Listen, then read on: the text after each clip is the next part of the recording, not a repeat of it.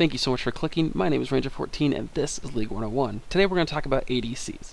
ADC, the attack damage carry, the kill taker, the kill secure, the great ultimate damage at the end of the game.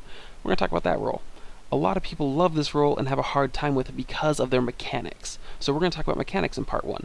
An example, let's say that you can do 10 auto attacks in this team fight. Let's say that you're late to the team fight, you're not in the right position, so you missed 2. So now we're down to 8. And then you didn't stutter step when you were attacking, so now we're down to 6.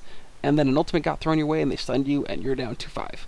And then their big scary Jarvan chased you, and you only did 3 auto attacks that fight. So you've now done 30% of the damage that you could have done. That is a problem. So we're going to talk about that, and I hope that this can help you guys do the most damage you can do with an ADC. Thank you so much for clicking this video. Let's get it underway.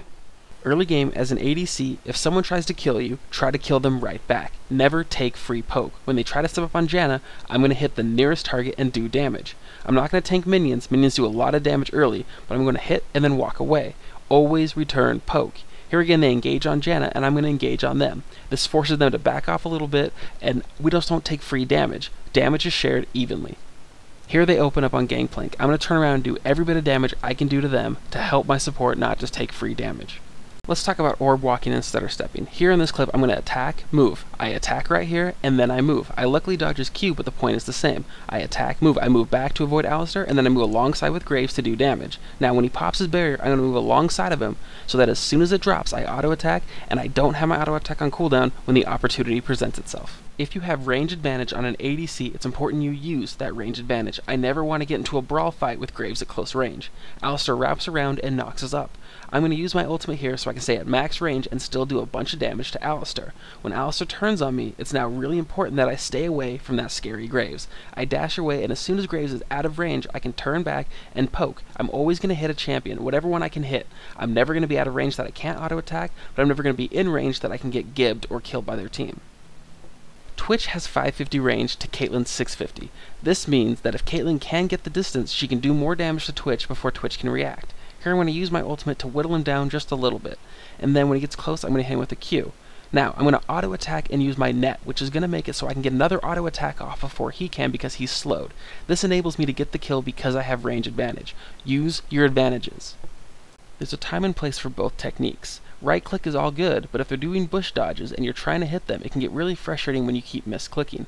But if you use a left click, you can immediately attack them as soon as you see them. You can't do this if they're not alone because you'll attack minions and other things around them, but it's a good time if you can isolate them. Okay, so we've covered the 2 ways to auto-attack, orb walk, stutter step, whatever you want to call it. Now let's talk about abilities. Your abilities are not on the same cooldown as your auto-attack. So here, as soon as I E, I'm going to let my character auto-attack, and then I send a Q off.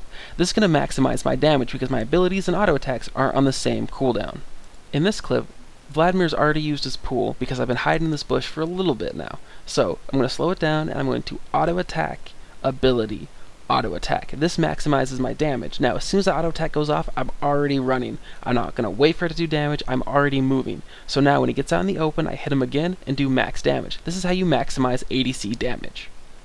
Alright, so let's work on catching people out of position themselves. Nami goes upriver to ward or do whatever she's going to do, but that means Tristana's out of position now. As soon as Nami gets too far away, I open up on Tristana. I'm going to attack move the entire time because there's no way she can turn on both of us. And we're just going to do as much damage and force her back. This is going to make it so she misses CS and we get a little bit of an advantage in lane. Whenever you level up or come back to lane, check items and say if a fight broke out right now, can I beat him? When can I not beat him? And how can I take advantage of that? When Nami gets aggressive on me, I call her bluff, and this makes it so she's caught with her pants down, and we can do max damage to her and not have to worry about dying in this fight. When they line up, I use my ultimate and get the kill. This forces Tristana to flash. I lose my composure here and chase after. This is another reason why I'm showing this clip. I waste my flash trying to get a kill when I've already won the fight, and there's no reason for it.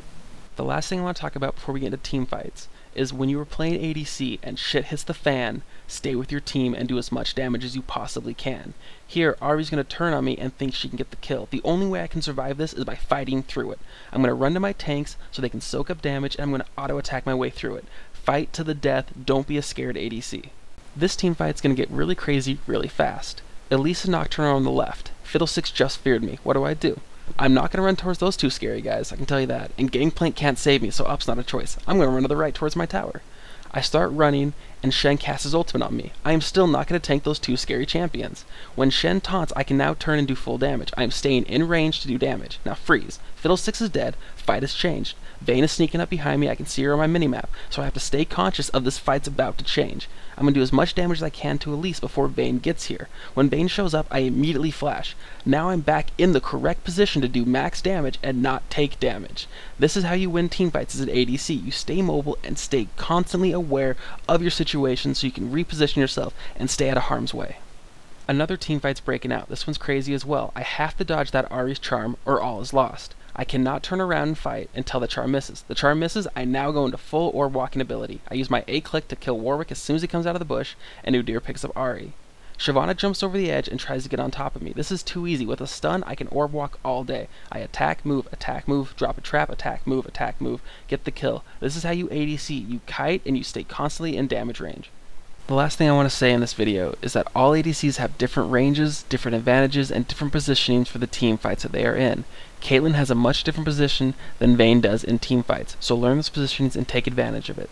The next video we'll go over items and runes. Thank you so much for watching this, guys. I appreciate it, and I will see you in the next video.